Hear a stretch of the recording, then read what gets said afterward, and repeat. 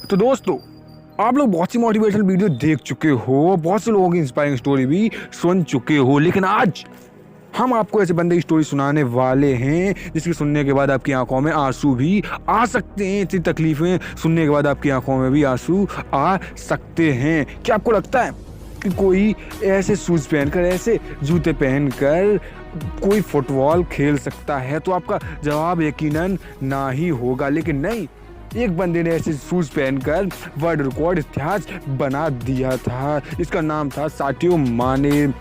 इसे फुटबॉल की दुनिया का सचिन तेंदुलकर भी कहा जाता है। लेकिन आपको यकीन नहीं होगा कि कोई फैशन के लिए इतना सीरियस कैसे हो सकता है। साटियो माने अफ्रीका के छोटे से गांव से रहने वाले हैं। ऐसा गांव जो कि बाहरी दुनिया से बिल्कुल ही अलग है, जो कि बाहरी दुनिया की कोई सुख सुविधा इस गांव में नहीं है, जो बाहरी दुनिया से बहुत ही पीछे है। उस गांव के बच्चों का भविष्य क्या हो सकता है, मैं आपको बता देता हूँ। उस गाँव की हालत इतनी बदहाली थी, इस गाँव में इतने लोग इतने परेशान रहते थे कि इनको भी भूख मिटाने के लिए कभी कभी मिट्टी तलक खानी पड़ती थी। इमेजिन कीजिए कोई बंदा कितना गरीब होगा, कितना भूखा होगा, उस बंदे को मिट्टी खाकर अब जिंदा रहना पड़ता था।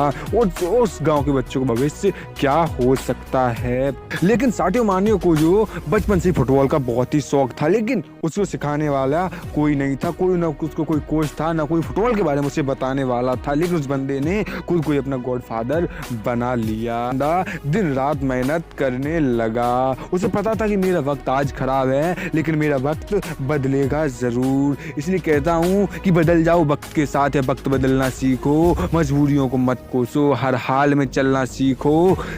वक्त की हमेशा खास बात होती है कि वक्त बदलता जरूर है। किसे कितना भी समेट लो, ये हाथों से फिसलता जरूर है। और ये वक्त है जनाब, बदलता जरूर है। जब मैं साटियो माने 12 साल की, तब इन्हें पता चला कि देश की राजधानी में फुटबॉल के ट्रायल हो रहे हैं। इसलिए इन्हें वहाँ पर जाना था, लेकिन इनके पास इतना पैसा नहीं था कि ये वहाँ पर ट्रैवल करके अपने देश की राजधानी में फुटबॉल का जो ट्रायल हो रहे हैं उसमें अपना ऑडिशन देने जा सके। तो ये बंदे को लेकिन वहाँ पर जाना था, उससे जिद थी। और उसके घर से राजधानी 160 किलोमीटर दूर थी। तो बंदा भागते हुए पैदल ही 160 किलोमीटर 12 साल का बंदा पहुँच जाता है। इमेजिन कीजिए कि 12 साल का बंदा 160 किलोमीटर पैदल चल के किस तरह से पहुँचा होगा। क्या पागलपन, ये जिद आपके अंदर है तो आप भी कर सकते हो। जब माने वहाँ पर पहुँचे तो वहाँ पर सबने उनका मजाक उड़ाना शुरू कर दिया। उनकी क्योंकि उनकी पैंट भी फटी हुई थी और जूते भी फटे हुए थे, लेकिन हौसले फौलादी थे। कोच ने उनसे कहा कि बेटा देखो, यहाँ पर जितने बंदे देख रहे हो आप, यहाँ पर सब तैयार होकर आए हैं। सबके शूज देखो और फैसिलिटी देखो। सबके साथ उनके कोच आए, उनके गार्जियंस आए हैं। न तुम्हारे साथ कोई कोच है, न तुम्हारे साथ कोई गार्जियंस है। लेकिन साटियो माने ने कहा मुझे सिर्फ 5 मिनट दे दो, मैं आपको बताऊंगा कि तैयार होकर कौन आया है। और कोच ने उसकी बात मान ली और उसे केवल 5 मिनट दिए। और 5 मिनट में साटियो माने ने 3 गोल दागकर उनको जता दिया कि कौन सही तरीके से तैयार होकर आया है। कोच ने वहीं पर साटियो माने से कहा था, बेटा अगर तुझे ये जिद और जुनून तेरे साथ हमेशा रहा तो एक दिन लोग मुझे तेरे नाम से जानेंगे। साटियो माने का कोच ये है। और जब माने बहुत ही खुश था, जब माने अपने घर पर वापस पहुंचे तो उन्हें पता चला कि उनके पिता की मौत हो चुकी है। उनके पिता की हार्ट अटैक से मौत हो गई। उनके घर वाले, गांव वाले ने उनके पिता को सही वक्त पर हॉस्पिटल ना पहुंचाने की वजह से उनके पिता की मौत हो गई है। इमेजिन कीजिए क्या गुजरी होगी उस बंदे पर, उस बच्चे पर, 12 साल के बच्चे पर, जिससे मोटिवेट करने वाला केवल एक ही सकता, कमाने वाला केवल एक ही सकता। उनके पिता जो थे हमेशा माने को मोटिवेट करते थे कि बेटा माने तू कर सकता है, माने तू कर सकता है। और आज वही बंदा चला गया था, इस दुनिया को छोड़ के चला गया था। माने पर सोचो, इमेजिन करो उस बच्चे पर क्या गुजरी होगी। कहते हैं जो विनर होते हैं लाख करोड़ों मुसीबतों के बाद भी हार नहीं मानते। ही माने ने किया और उसने अपनी फैशन के लिए मेहनत करना बंद नहीं किया। और वो मेहनत दिन रात मेहनत करता रहा। और एक दिन उसके गेम को देखने के बाद फ्रांस की एक टीम क्लब ने उसे अपनी टीम में सिलेक्ट कर लिया। अब वक्त शुरू हो गया था माने का वक्त शुरू हो चुका था। और माने वहाँ से लेकर विश्व लीग खेलने तक का सफ़र तय कर चुके थे।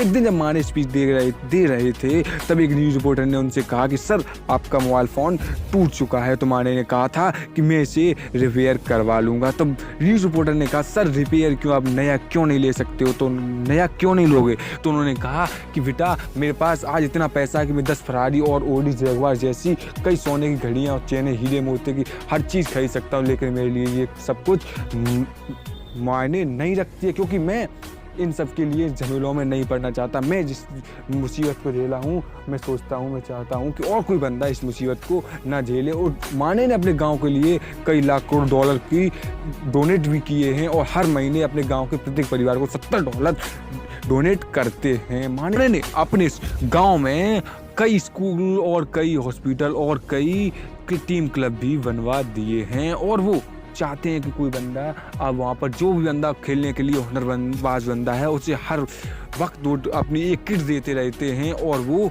हमेशा ही अपने गांव की मदद करते रहते हैं। ये थी एक महान फुटबॉलर साटियो माने की कहानी। जिस बंदे ने कभी मिट्टी खाता था वो बंदा आज फुटबॉल का भगवान बना हुआ बैठा, जो फुटबॉल का बहुत ही दिग्गज खिलाड़ी माना जाता है, जिसका नाम है साटियो माने, जिसने 0 से लेकर आज अरबपति बनने की कहानी बहुत ही रोमांचक थी, जिसने कई मुसीबतें देखी, कई लाखों मुसीबत के बाद वो हार नहीं मानी और बंदा आज अफ्रीका का बहुत ही मशहूर खिलाड़ी बना हुआ बैठा है। वीडियो पसंद आई, वीडियो को लाइक कीजिए, कमेंट कीजिए, शेयर कीजिए, चैनल पर नए चैनल को सब्सक्राइब जरूर कर लीजिए। क्या अब तुम कहोगे कि हमारे जीवन में वो फैसिलिटी नहीं थी, अब नहीं कह सकते क्योंकि इस बंदे जितनी परेशानी तो हर किसी के जीवन में नहीं है। जब ये बंदा कर सकता है तो हम क्यों नहीं कर सकते, हम भी कर सकते हैं। I can do it.